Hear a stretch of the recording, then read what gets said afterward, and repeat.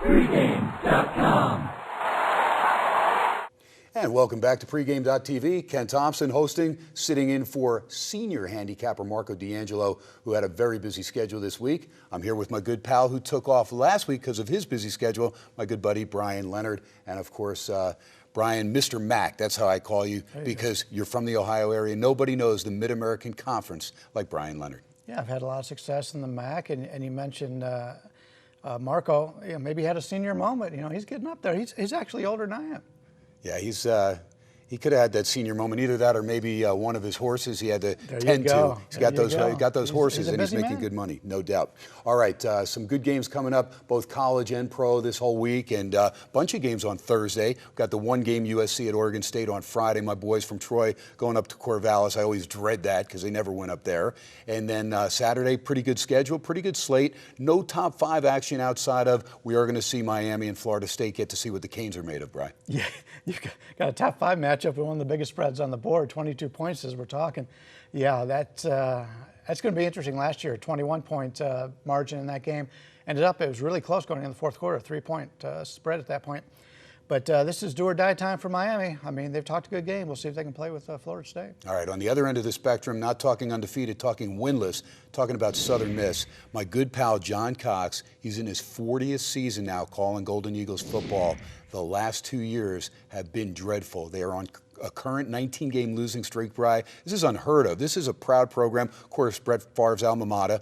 They have not had losing seasons down there in Hattiesburg since 1933-34. They clinched that losing season. Todd Monken, the former offensive coordinator at Oklahoma State, he's the head coach now. He stepped in for Ellis Johnson, who, of course, played ball there at Southern Miss. But it is dreadful, and I just don't see it getting any better this whole season. I mean, I look on their schedule, Bryan, I don't think they can win a game. Yeah, not only 19 losses, but only 6 of those are by single digits. I mean, they're not even being competitive in these games, and as we could see by this line this week against Marshall.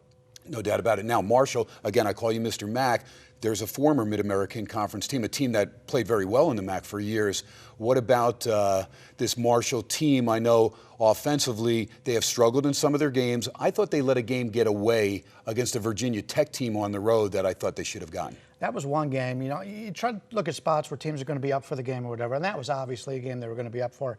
But Marshall, other times, I mean, the last 2 weeks, they've been substantial favorites, 9.5, 10-point favorites, and they're struggling just to win these games by 1 or 2 points. Marshall's a team, you take a look at their offense, they should be putting a lot of points up on the board all the time. I mean, coming into the season, the quarterback was one of the guys that, hey, he may play at the next level. My only concern here, you know, I hate playing Southern Miss because they're so bad, but will Marshall be able to blow them out? Because, like I said, they played some other teams that aren't very good, and they've struggled with them. All right, well, it is my play, Southern Miss and Marshall, and I'm going to, as Marco D'Angelo says, make it official. And I am going to make it official, and I'm going to take the Thundering Herd, even though I got this game early. When it first came out, it was 28, jumped right to 28.5. Still like the Thundering Herd, and it's more against Southern Miss. This team, like Bryan said, not competitive. 4 times they've given up 55 points or more this season. It's just been a dreadful nightmare the last 2 seasons for Southern Miss, the boys from Hattiesburg. They take to the road. They struggle on the road mightily. They have 3 starters that are doubtful on the defense, already missing a couple solid players, Wilson and Nunez Roches, 2 starters from the beginning of the year. So this team definitely up against it. They are undermanned. They don't have a lot of depth. On the offensive side of the ball, they're going to start a freshman quarterback. His second start, Nick Mullins, he played last week 12 for 31, did have a touchdown, but he threw 3 interceptions. They themselves, Southern Miss, 5 turnovers in that game against North Texas in the loss, getting routed again. And boy, 55-14, not a good game there for Southern Miss. On the other side of the ball, Marshall, this team scored 49 points in the loss to Middle Tennessee State, and it's a tough loss to swallow because they lost it on the last play of the game, but they have scored in excess of 50 points 3 times this season, and I think you'll see a similar score of what they played against Miami of Ohio early in the year, 52-14, somewhere in that neighborhood.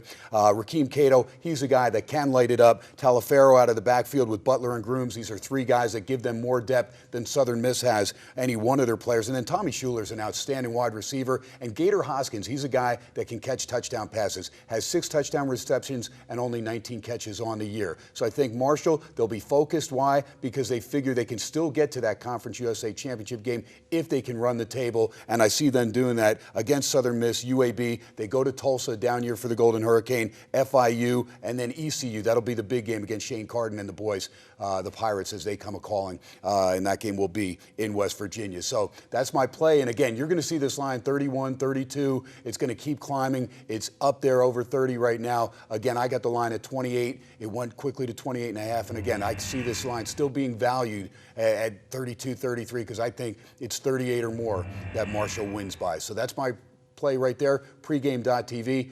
Give me Marshall's Thundering Herd over Southern Miss. And that's going to be my play on Pregame.tv. Brian, I'm going to go ahead. I'm going to lay those points. I know it's a lot, but this Southern Miss team, it's a go against them. And then I think Marshall runs the table in their last 5 games. I think Rakeem Cato and company get that offense up there where they thought they were going to have it at the beginning of the year. Yeah, and like I said, it's tough to make a case for Southern Miss. Marshall, a couple extra days to prepare. Also, they played on a Thursday. Right. If they want to impose their will, they're going to do it. Just about everybody has this year against Southern Miss, who is in for another winless season. All right.